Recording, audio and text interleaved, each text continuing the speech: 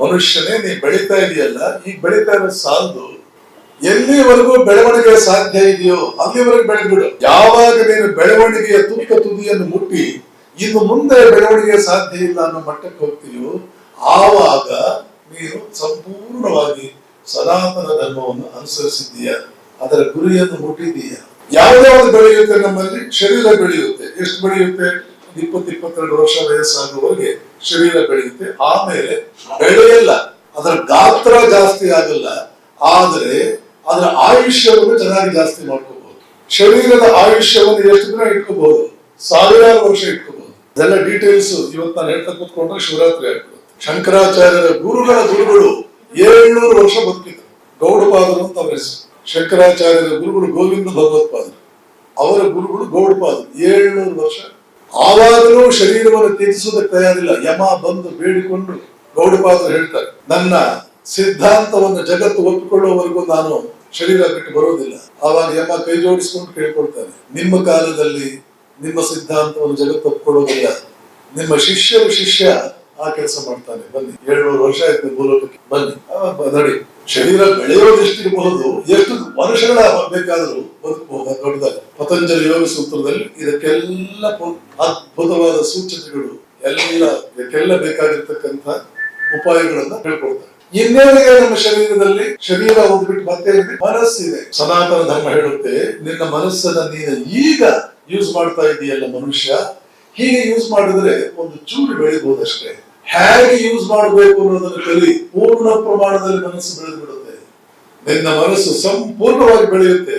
ಈಗ ನೀನು ಬದುಕ್ತಾ ಇದೀಯ, ಹೀಗೆ ಬದುಕಿದ್ರೆ ಏನಾಗುತ್ತೆ? 3 ಹೆಜ್ಜೆ ಮುಂದಕ್ಕೆ ಹೋಗ್ತೀಯ, 4 ಹೆಜ್ಜೆ ಹಿಂದಕ್ಕೆ ಬರ್ತೀಯ, ಮತ್ತೆ 3 ಹೆಜ್ಜೆ ಮುಂದಕ್ಕೆ ಹೋಗ್ತೀಯ, 2 ಹೆಜ್ಜೆ ಹಿಂದಕ್ಕೆ ಬರ್ತೀಯ. ಮುಂದೆ ಹೋಗು ಹಿಂದೆ ಬಾ, ಮುಂದೆ ಹೋಗು ಹಿಂದೆ ಬಾ. ಕೊನೆಗೆ ನಿಂತ ಜಾಗದಲ್ಲಿ ನಿಂತಿದ್ದು ದೊಡ್ಡದೆ.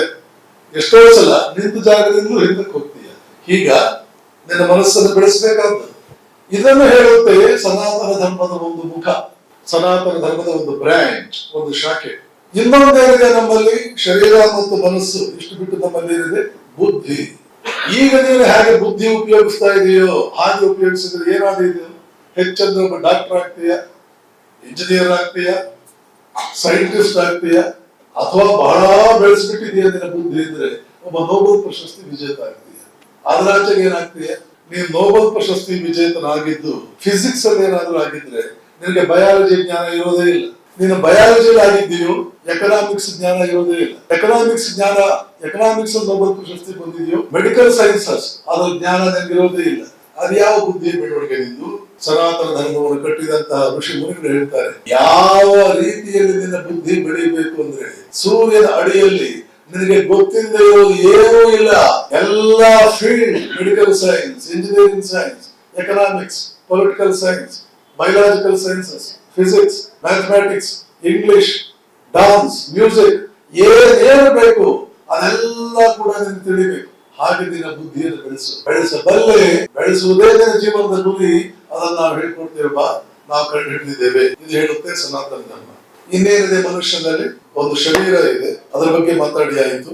ಮನಸ್ಸಿದೆ, ಅದರ ಬಗ್ಗೆ ಮಾತಾಡಿ ಆಯಿತು. ಬುದ್ಧಿ ಇದೆ, ಅದರ ಬಗ್ಗೆ ಮಾತಾಡಿ ಆಯಿತು. ಇನ್ನೇನಿದೆ? ಹೃದಯ ಅಥವಾ ಭಾವನೆಗಳು ಅನ್ನೋದಿದೆ.